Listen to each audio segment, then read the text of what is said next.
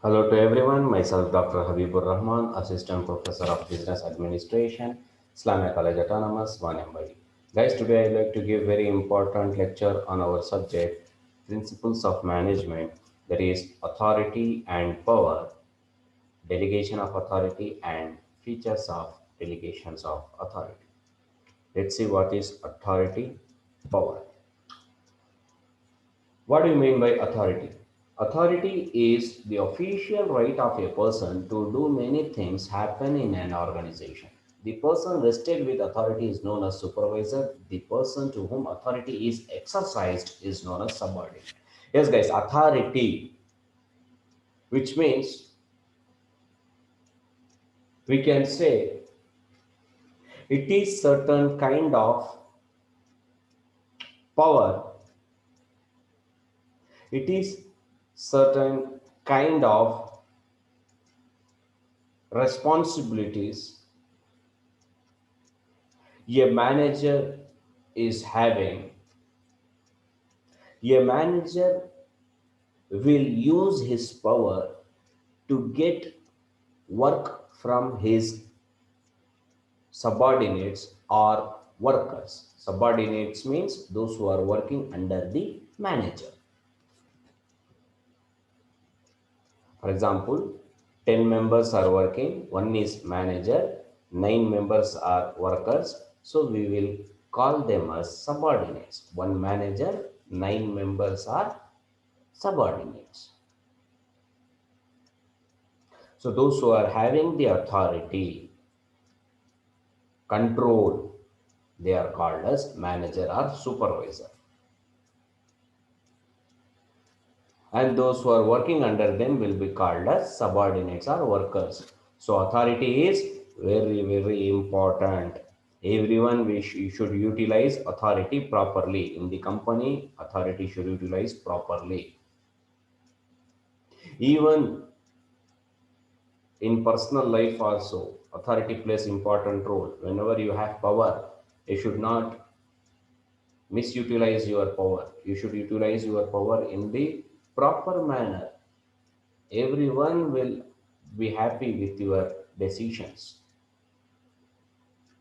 Those who are living surrounded by you, they should be very happy with you because your decisions, your activities, your behavior is very good. Similarly, in the organization also, being a manager, you should not use your power in the wrong way. You should use your power in the right way. Authority means nothing but a power. Again, we will see what do you mean by power. The term power may appear to be similar to authority. Power is the capacity of a person to act accordingly. A person gets power by virtue of his intelligence, knowledge, and skills. Yes, guys, power is nothing but similar to authority only. It is like capacity. Manager means his power is different. Supervisor means his power is different. Workers means their powers are different. Everyone will get power based on their positions. If you are manager means you can do anything, right things, any right things in the right way. You have full power. If you are a workers, you don't have full power as compared to managers. So guys, power will come based on the positions. That much of important power is. So being a manager, you should not misutilize your power. You should always help the employees. You should always focus on getting work from employees properly. Next one is, what do you mean by responsibility? Responsibility is the duty of a subordinate to whom work has been assigned by a supervisor to work the task. Yes, guys. Responsibility means nothing but a liability. Workers must work, must do the job, whatever managers ask them to do. So there is no escaping factor. Everyone is responsible for their job. Everyone should work according to the rules and regulations of the organization. Everyone should follow whatever managers ask them to follow.